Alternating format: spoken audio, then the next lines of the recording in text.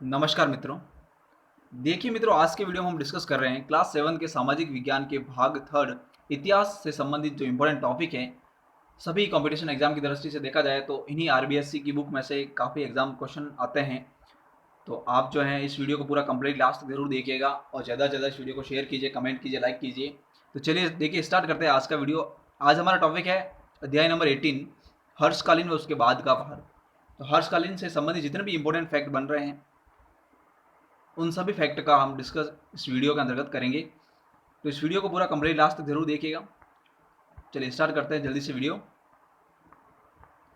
First fact they रखा है, गुप्त साम्राज्य के पतन के बाद थानेश्वर में, जब गुप्त साम्राज्य का पतन हुआ उसके बाद थानेश्वर के अंतर्गत एक नए राजवंश की स्थापना हुई, जिसकी स्थापना प्रभाकर वर्धन ने की थी। और प्रभाकर वर्धन के दो पुत्र थे, एक तो था राज्यवर्धन और दूसरा था हर्षवर्धन, और एक पुत्री थी राज्यश्री। तो ये नाम आप याद रखिएगा कि प्रभाकर वर्धन के पुत्र पुत्र कौन कौन से थे, तो राज्यवर्धन और हर्षवर्धन थे, और पुत्री का नाम राज्यश्री था। चलिए, दोनों फैक्ट पूछे जा सकते हैं एग्जाम में। नेक्स्ट दिया हुआ है हर्षवर्धन। अब देखते हैं हम हर्षवर्धन, इन जो वो दो पुत्र थे, इन दोनों पुत्रों में सबसे ज्यादा जो शक्तिशाली थे वो थे हर्षवर्धन। इन्होंने ही पूरे पूरे हर्षकालीन को प्रसिद्ध किया था। तो देखते हैं इनके बारे में, हर्षवर्धन के बारे में काफी इंपॉर्टेंट फैक्ट हैं जो इसमें हम डिस्कस करेंगे। अपने बड़े भाई की मृत्यु के बाद उन्होंने 606 ईस्वी में हर्षवर्धन थानेश्वर का शासक बना। हर्षवर्धन थानेश्वर का शासक कब बना? 606 ईस्वी के अंतर्गत। और उन्होंने जो है अपनी राजधानी किसे बनाया? कन्नौज को अपनी राजधानी बनाई थी। क्वेश्चन नंबर ये भी बन सकता है कि हर्षवर्धन की राजधानी थी, हर्षवर्धन ने किसे अपनी राजधानी बनाया था? तो कन्नौज को उसने अपनी राजधानी बनाया था। तो ये भी आप पॉइंट याद रखिएगा। नेक्स्ट है, प्रारंभ में हर्षवर्धन जो है वह सूर्य और शिव का उपासक था, बाद में वह बौद्ध बन गया था। ठीक है, तो ये भी याद रखिएगा, बौद्ध धर्म अपना लिया था उन्होंने बाद में, पहले सूर्य और शिव के उपासक थे। नेक्स्ट है, सभी धर्मों के प्रति उनकी जो नीति थी वो उदार थी, मतलब वो सभी धर्मों को समान मानते थे, सभी का सम्मान करते थे। नेक्स्ट है, उसके राज्य में शैव, वैष्णव, जैन और बौद्ध धर्म सभी स्वतंत्रता पूर्वक प्रचलित थे, सभी के सभी धर्म वो मानता था। नेक्स्ट है, हर्ष ने कन्नौज में एक विशाल धर्म सम्मेलन का आयोजन किया था। याद रखिएगा, हर्ष ने कन्नौज के अंतर्गत एक विशाल धर्म सम्मेलन का आयोजन किया था, जिसमें चीन के एक यात्री थे, हवेनसोंग नाम था जिनका, उनको जो है इसका अध्यक्ष बनाया गया था। हानसोंग को जो है इसका अध्यक्ष बनाया गया था इस धर्म सम्मेलन का, विशाल धर्म सम्मेलन का। और यह सम्मेलन 23 दिन तक चला था। याद रखिएगा, कन्नौज में हर्षवर्धन ने जो सम्मेलन आयोजित किया था, धर्म सम्मेलन, वो कितने दिनों तक चला था? ये क्वेश्चन बन सकता है। 23 दिन तक बना था, याद रखिएगा। चलिए, अगला फैक्ट दिया हुआ है, हर्ष प्रत्येक 5 वर्ष के अंतर्गत, याद रखिएगा, प्रत्येक 5 वर्ष में प्रयाग में एक प्रयाग सभा बुलाता था। उस सभा को जो है प्रयाग सभा या मोक्ष परिषद कहा जाता था। याद रखिएगा, प्रयाग सभा, प्रयाग के अंतर्गत हर्ष 5 वर्ष के अंतराल में एक सभा बुलाता था, जिसे प्रयाग सभा कहते थे या मोक्ष परिषद भी कहा जाता था। और जब हर्ष ने 643 ईस्वी में सभा बुलाई थी, वो छठी सभा थी। याद रखिएगा, ये भी पॉइंट इंपॉर्टेंट है। नेक्स्ट है कि हर्ष ने नालंदा विश्वविद्यालय के लिए 100 गांवों से भी अधिक गांव जो है दान में दिए थे, नालंदा विश्वविद्यालय के लिए। चलिए, नेक्स्ट पॉइंट है हर्षकालीन सिक्के और मोहरे। हर्षकालीन सिक्के और मोहरे से क्या पता चलता है, देखते हैं। हर्षकालीन सोने के सिक्के मिले थे, सोने के सिक्के मिले थे हर्षकाल के अंतर्गत। उन पर मुद्रा लेख जो लिखा हुआ था उसमें हर्षदेव लिखा हुआ था। याद रखिएगा, ये भी काफी इंपॉर्टेंट है।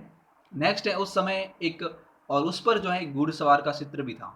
वहां पर जो मुद्रा लेख लिखा हुआ था उसमें हर्षदेव लिखा हुआ था और घुड़सवार का चित्र था इस सोने के सिक्कों पर। तो ये भी आप याद रखिएगा, पॉइंट इंपॉर्टेंट है ये भी।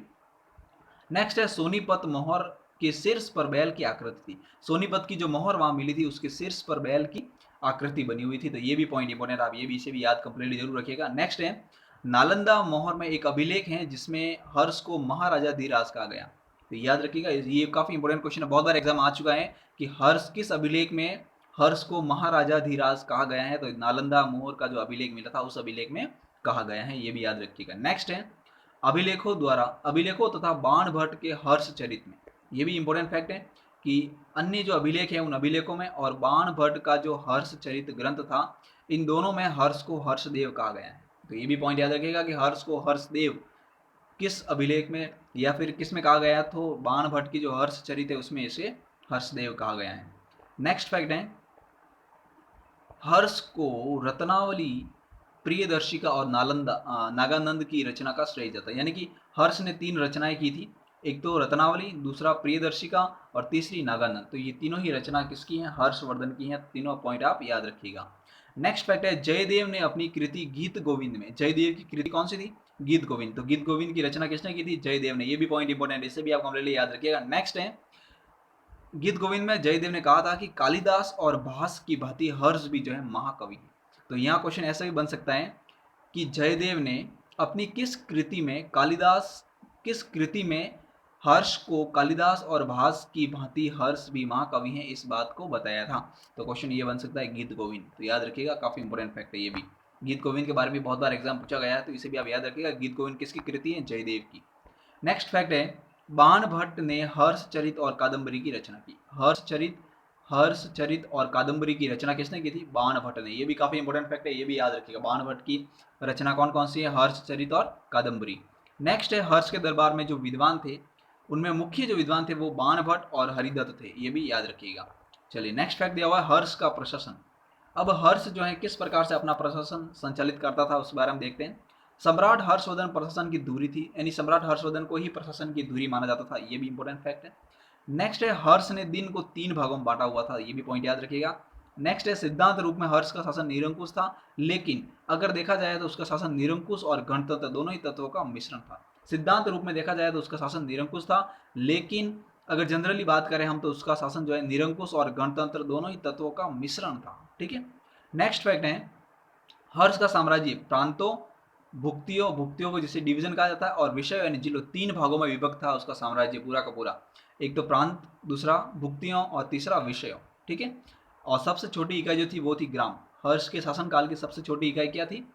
ग्राम। ये भी पॉइंट है, इंपॉर्टेंट है, तो इसको भी आप याद रखिएगा। नेक्स्ट पॉइंट दिया हुआ है प्रशासन को चलाने के लिए 3 प्रकार के करों का उल्लेख था। हर्ष के शासन में कितने कर थे?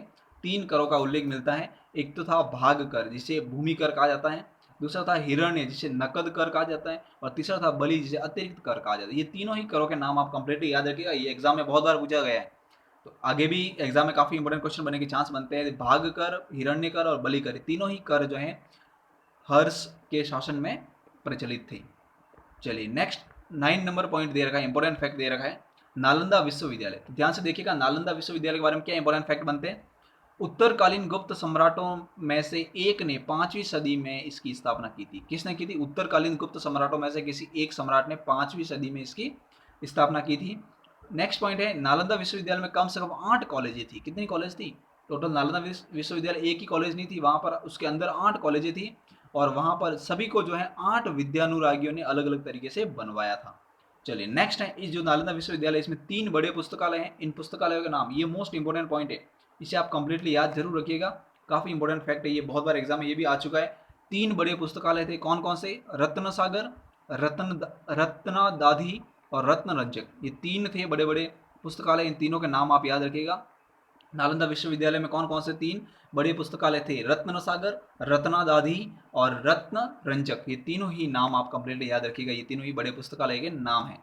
नेक्स्ट फैक्ट दे रखा है अध्ययन के प्रमुख विषय। अब नालंदा विश्वविद्यालय में अध्ययन के प्रमुख विषय कौन कौन से थे? तो देखिएगा वेद, तर्क विद्या, व्याकरण, चिकित्सा विज्ञान, गणित, ज्योतिष, दर्शन, सांख्य, योग, न्याय एवं बौद्ध धर्म की विभिन्न शाखाओं को पढ़ाया जाता था। चलिए नेक्स्ट फैक्ट दे रखा है दक्षिण भारत के प्रमुख राज्य। अब देखिए ये पॉइंट भी काफी इंपॉर्टेंट है, इसका भी बारे में बहुत सारे क्वेश्चन एग्जाम में बन चुके हैं और आगे भी चांस बहुत ज्यादा है इसके। दक्षिण भारत के प्रमुख राजवंश 8वीं शताब्दी से 12वीं शताब्दी तक जो दक्षिणी भारत के अंतर्गत प्रमुख राजवंश थे वो कौन कौन से थे? पहला तो उनके नाम आप याद कर लीजिएगा। देखिए पहला नाम दिया हुआ राष्ट्रकूट है, दूसरा है चालुक्य वंश, तीसरा है पल्लव वंश, और लास्ट चौथा है चोल वंश। ये सभी जो है दक्षिणी भारत के राजवंश थे 8वीं से 12वीं शताब्दी तक। तो देखिएगा हम सबका अध्ययन करते हैं एक एक आराम से। सबसे पहले दिया हुआ है राष्ट्रकूट वंश जो था वो सर्वाधिक महत्वपूर्ण था अपने समय में।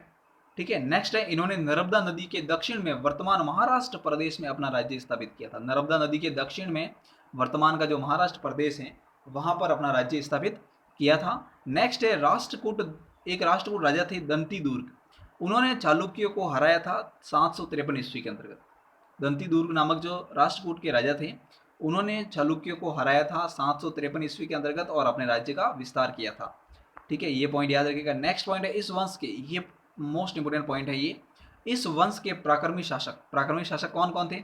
एक तो थे कृष्ण तृतीय, दूसरी ध्रुव, फिर गोविंद, फिर अमोघवर्ष। ये चारों ही जो हैं यहाँ के पराक्रमी शासक थे उस समय के राष्ट्रकूट वंश के। नेक्स्ट है, राष्ट्रकूट के समय वल्लभी और कन्हेरी विश्वविद्यालय प्रसिद्ध थे। ये भी पॉइंट याद रखिएगा, कौन कौन से विद्यालय, वल्लभी और कन्हेरी विश्वविद्यालय बहुत ज़्यादा प्रसिद्ध थे, और कांची जो है वो विद्या का सबसे बड़ा केंद्र था उस समय, ठीक है, राष्ट्रकूट वंश के समय। और उसी समय जो है एक वंश और था, चालुक्य वंश, ये भी दक्षिण भारत के अंतर्गत था। इस वंश का राज्य जो है कहाँ था, नर्मदा नदी के दक्षिण में कृष्ण नदी तक फैला हुआ था। याद रखिएगा, चालुक्य वंश का विस्तार कहाँ तक था, नर्मदा नदी के दक्षिण से कृष्णा नदी तक फैला हुआ था। तो ये भी इंपॉर्टेंट पॉइंट है। नेक्स्ट फैक्ट है, इस वंश का पराक्रमी शासक कौन था चालुक्य वंश का, तो वो था पुलकेशिन द्वितीय। कौन था, पुलकेशिन द्वितीय। तो ये नाम याद रखिएगा, ये बहुत बार एग्जाम पूछा गया है, इसे कंप्लीट आप याद रखिएगा। चालुक्य वंश का सबसे पराक्रमी शासक कौन था, पुलकेशिन द्वितीय, ठीक है, जिसने सम्राट हर्षवर्धन को भी पराजित किया था। ऐसी बात बताई गई है बहुत सारी बुकों में कि हर्षवर्धन को भी उसने पराजित किया था। नेक्स्ट है, 753 ईस्वी में राष्ट्रकूटों से पराजित होकर चालुक्यों ने 973 ईस्वी में पुनः अपना राज्य स्थापित किया था। 753 में राष्ट्रकूट से पराजित हुए थे और 973 के अंतर्गत उन्होंने पुनः अपना राज्य स्थापित किया और मध्य हैदराबाद में कल्याणी को अपनी राजधानी बनाई। ये पॉइंट मोस्ट इंपोर्टेंट, कल्याणी को अपनी राजधानी बनाई थी किसने, चालुक्यों ने। चलिए नेक्स्ट पॉइंट दिया रहेगा पल्लव वंश। थर्ड जो पॉइंट है, दक्षिणी भारत के जो राज्य है उसमें थर्ड पॉइंट है पल्लव वंश। पल्लव वंश के बारे में देखते हैं, यह दक्षिणी भारत का प्राचीन राजवंश है, दक्षिणी भारत का प्राचीन राजवंश था। इस वंश का शासक महेंद्र वर्मन था। इसका जो शासक था वो था महेंद्र वर्मन, जो चालुक्य नरेश पुलकेशिन द्वितीय से पराजित हो गया था, ठीक है। नेक्स्ट है, बाद में उसके पुत्र किसके, महेंद्र वर्मन के पुत्र नरसिंह वर्मन ने 642 ईस्वी में चालुक्यों की राजधानी पर अधिकार किया था और 885 ईस्वी में चोल शासक आदित्य प्रथम ने लोगों को, इनको जो है हराकर उनकी राजधानी कांची पर अपना अधिकार कर लिया था। किसने, पल्लव वंश को हराकर किसने हराया था, इन्होंने, आदित्य प्रथम ने। कौन था, चोल शासक था ये, ठीक है, कांची पर अपना अधिकार कर लिया था। नेक्स्ट पॉइंट है, पल्लवों ने अपने राज्य को 3 भागों में विभक्त कर रखा था। एक तो था राष्ट्र, पल्लवों ने राज्य को राष्ट्र, दूसरा था कोटम और तीसरा था ग्राम, इन 3 भागों में विभाजित कर रखा था। तो ये भी याद रखिएगा। चलिए नेक्स्ट पॉइंट है चोल वंश। चोल वंश के बारे में देखते हैं, ये भी इंपोर्टेंट फैक्ट है। चोल राज्य कृष्णा और कावेरी नदियों के बीच समुद्र तट पर स्थित था। कहाँ पर, कृष्णा और कावेरी नदी, ये नदियों के नाम याद रखिएगा। चोल वंश जो है कहाँ पर, कहाँ स्थित था, तो कृष्णा और कावेरी नदियों के समुद्र तट पर स्थित था, ठीक है। नेक्स्ट है, इसका विस्तार 864 ईस्वी में चोल शासक विजयालय द्वारा किया गया था। इसका विस्तार किसने किया था, 864 ईस्वी में चोल शासक थे विजयालय, उन्होंने इसका विस्तार किया था। नेक्स्ट है, पल्लवों की अधीनता से चोल राज्य को उसने मुक्त किया और बाद में उसके पुत्र आदित्य ने पल्लव नरेश अपराजित वर्मा को परास्त किया था और कांची पर अपना अधिकार कर लिया। नेक्स्ट है, इस वंश का सबसे प्रतापी, ये मोस्ट इंपोर्टेंट फैक्ट है, आप इसे कंप्लीटली याद रखिएगा। सबसे प्रतापी शासक कौन था, वो था राजेंद्र प्रथम। इस वंश का सबसे प्रतापी शासक था राजेंद्र प्रथम, जो 1012 ईस्वी में गद्दी पर बैठा था। गद्दी पर कब बैठा था, 1012 ईस्वी में। कलिंग व बंगाल को जीता था इन्होंने, किसने, राजेंद्र प्रथम ने। और गंगे कौंड की उपाधि धारण की थी। ये क्वेश्चन काफी इंपॉर्टेंट है, गंगे कौंड की उपाधि किस दक्षिणी राजवंश के शासक ने की थी धारण, तो वो था राजेंद्र प्रथम। इसको आप कंप्लीटली याद रखिएगा, मोस्ट इंपोर्टेंट फैक्ट है ये। गंगे कौंड की उपाधि राजेंद्र प्रथम ने की थी, धारण की थी, ठीक है। तथा जल सेना बनाकर बंगाल की खाड़ी और बर्मा पर भी विजय प्राप्त की थी। नेक्स्ट फैक्ट है, चोलों ने इन्होंने जो है राज्य को मंडल और नाडु में विभाजित किया था। चोल वंश के जितने भी राजा थे उन्होंने अपने राज्य को मंडल और नाडु 2 भागों में विभाजित किया था। नेक्स्ट है, तमिल प्रदेश के इन नाडुओं के कारण ही वर्तमान में तमिलनाडु नाम रखा गया है। ये भी इंपॉर्टेंट फैक्ट है। नेक्स्ट पॉइंट है, तमिल भाषा में लिखित कंबन रामायण, तमिल भाषा में लिखित कंबन रामायण दक्षिण में बहुत लोकप्रिय। कौन सी रामायण, कंबन रामायण जो है, कौन सी, ये क्वेश्चन ऐसे बन सकता है कि कंबन रामायण किस भाषा में लिखी हुई थी, याद रखिए तमिल भाषा में लिखी हुई है और कहाँ लोकप्रिय है, दक्षिण के अंतर्गत, ठीक है।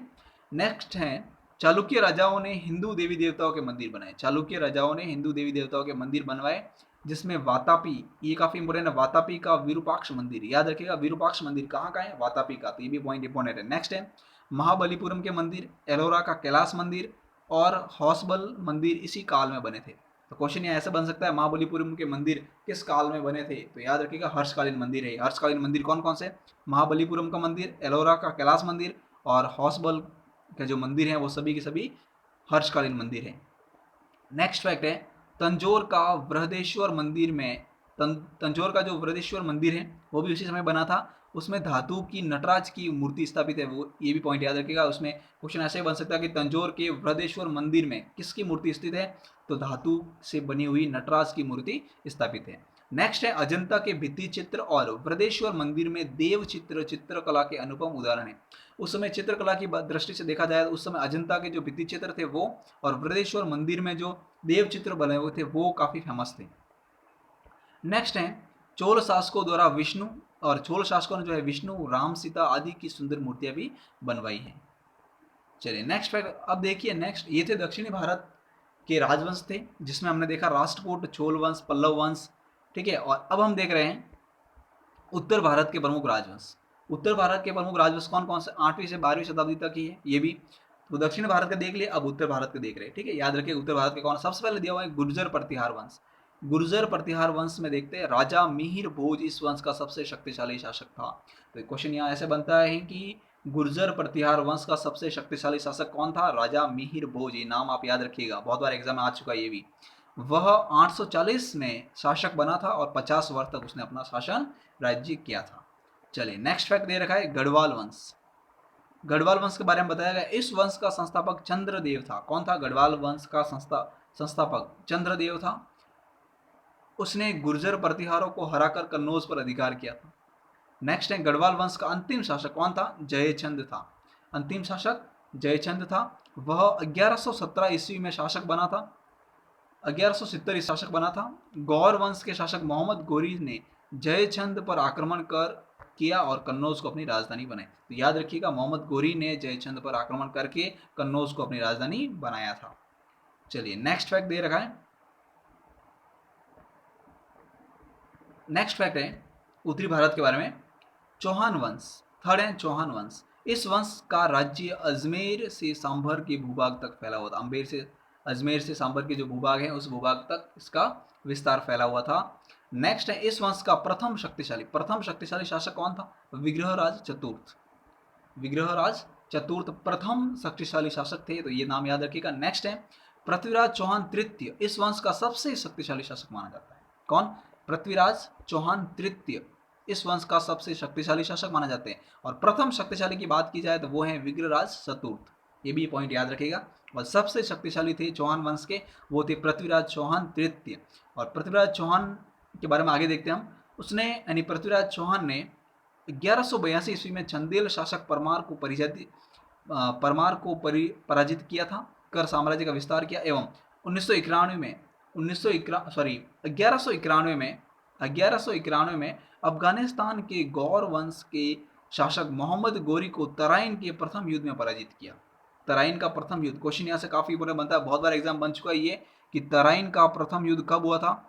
1191 ईस्वी के अंतर्गत। और किसके मध्य हुआ था? याद रखिए मोहम्मद गोरी और पृथ्वीराज चौहान तृतीय के मध्य हुआ था। और उसमें प्रथम युद्ध में मोहम्मद गोरी को पराजय का सामना करना पड़ा, लेकिन द्वितीय जो युद्ध हुआ था तराइन का दूसरा युद्ध वो हुआ था 1192 के अंतर्गत, और उस समय पृथ्वीराज को पराजय का सामना करना पड़ा था। तो ये पॉइंट काफी इंपॉर्टेंट है, याद रखिएगा तराइन के युद्ध के बारे में।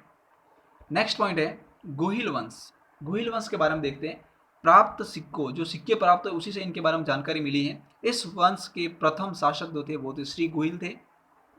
नेक्स्ट, इस वंश का प्राक्रमिक शासक था बप्पा रावल। कौन थे? बप्पा रावल। याद रखिएगा कि गोहिल वंश के प्राक्रमिक शासक कौन थे?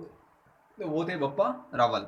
नेक्स्ट दिया हुआ, इस वंश में राणा हमीर, क्षेत्र सिंह, राणा मोकल, राणा कुंभा और राणा सांगा जो हैं तथा राणा प्रताप एवं राणा राज सिंह प्रतापी शासक के रूप में गिने जाते हैं। नेक्स्ट है भारतीय इतिहास में ये पॉइंट यहाँ से काफी इंपॉर्टेंट बनता है, इसको याद रखिएगा। भारतीय इतिहास में पराक्रमी और बाहरी आक्रमणकारियों के विरुद्ध संघर्ष के लिए प्रसिद्ध हैं गोहिल वंश के शासक, ठीक है। नेक्स्ट पॉइंट है अन्य वंश। इसके अलावा भी उत्तर में कुछ अन्य वंश और थे, वो कौन कौन से वो देखिएगा। एक तो था चंदेल वंश। तो चंदेल वंश के बारे में थोड़ा सा देख लीजिएगा कि आलाह और उदल जो थे वो इसी शासक के वीर सामंत थे। कौन? आलाह और उदल, ठीक है। नेक्स्ट पॉइंट है परमार वंश। इस वंश का प्रमुख प्रतापी शासक था राजा भोज। परमार वंश का प्रमुख प्रतापी शासक कौन था? राजा भोज। ये भी पॉइंट याद रखिएगा। नेक्स्ट पॉइंट है सोलंकी वंश। इस वंश के समय महमूद गजनवी ने सोमनाथ मंदिर पर आक्रमण कर उस मंदिर को तोड़ा व लूटा था। कब? सोलंकी वंश के समय। नेक्स्ट है पाल वंश।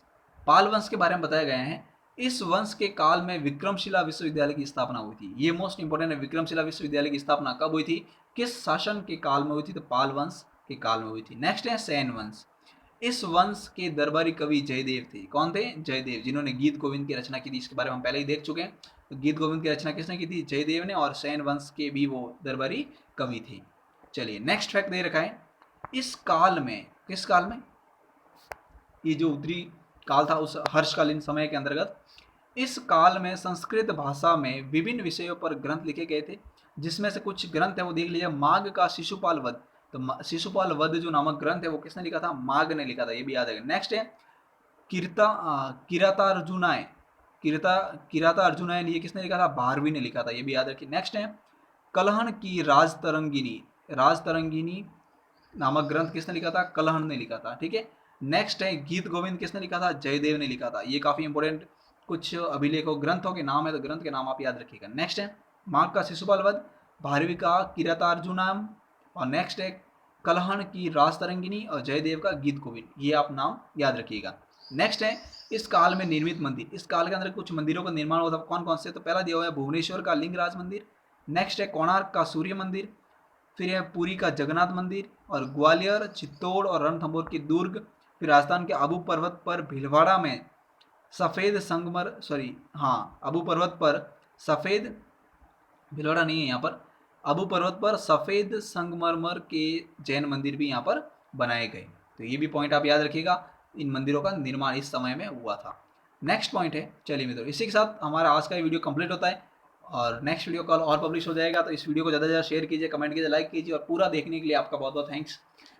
और चैनल को सब्सक्राइब ना किया तो वो भी जल्दी से कर लीजिएगा। काफ़ी इंपॉर्टेंट फैक्ट है, ऐसे इंपॉर्टेंट फैक्ट हम लाते रहेंगे, तो वीडियो पर लाते रहेंगे सारे वीडियो के माध्यम से। तो आप चैनल पर बने रहिएगा और वीडियो को पूरा देखते रहिएगा। Thank you.